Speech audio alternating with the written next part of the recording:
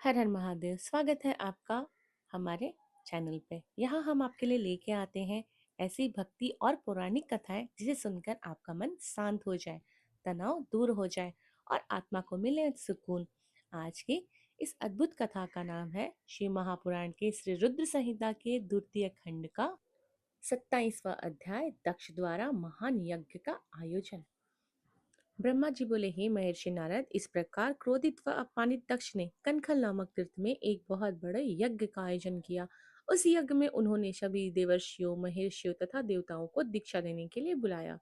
अगस्त, कश्यप, अत्रि, वामदेव, भृंगु, दधीचि, भगवान व्यास, भारद्वाज, गौतम, पैल, पराशर, गर्ग, भार्गव, ककुश, सित, सुमंतु, त्रिंक, कंक और वैशंपायन सहित अनेक ऋषि मुनि अपनी पत्नियों व पुत्रों सहित प्रजापति दक्ष के यज्ञ में सम्मिलित हुए।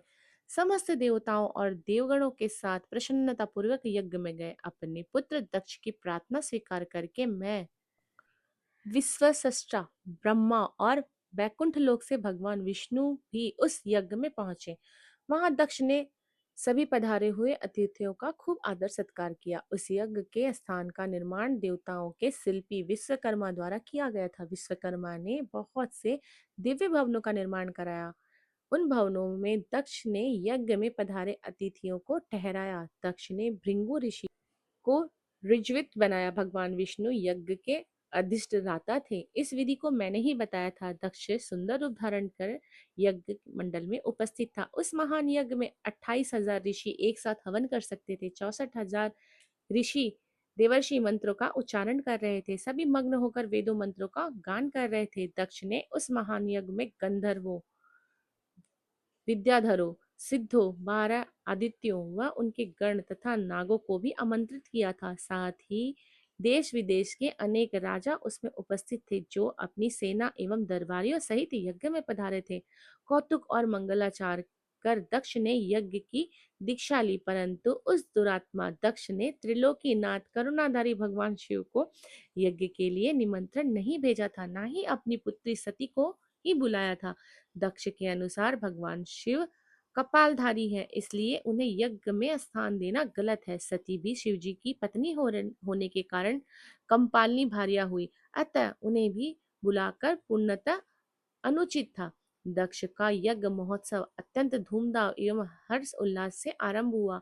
सभी ऋषि मुनि अपने अपने कार्य में संलग्न हो गए। तभी वहां महर्षि दधीचि पधारे। उस यज्ञ में भगवान शंकर को ना पाकर दधीचि बोले, हे श्रेष्ठ देवताओं और महर्षियों, मैं आप सभी को श्रद्धा पूर्वक नमस्कार करता हूँ। हे श्रेष्ठ जनों, आप सभी यहाँ इस महान यज्ञ में पधारे हैं। मैं आप सबसे यह पूछना चाहता हूँ कि मुझे इस यज्ञ में त्रिलोकीनाथ भगवान शंकर कहीं दिखाई नहीं दे रहे। उनके बिना यह यज्ञ मुझे सूना लग रहा है।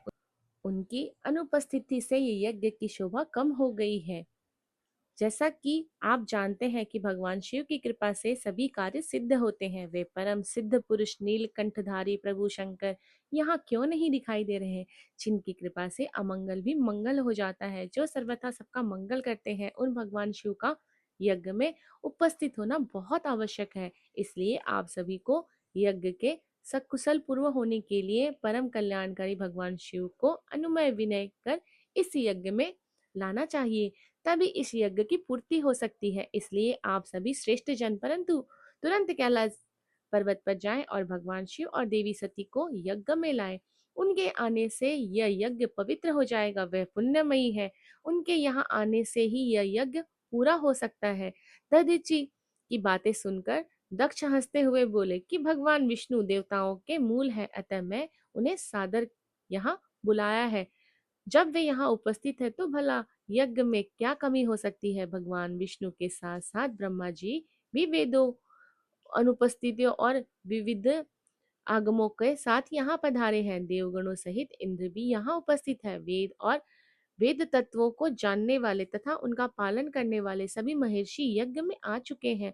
जब सभी देवगण एवं श्रेष्ठ जन यहाँ उपस्थित है तो रुद्रदेव की यहाँ क्या आवश्यकता। मैं सिर्फ ब्रह्मा जी के कहने पर अपनी पुत्री सती का विवाह शिव जी से कर दिया था। मैं जानता हूँ कि वे कुलहीन हैं, उनके माता पिता का कुछ पता नहीं।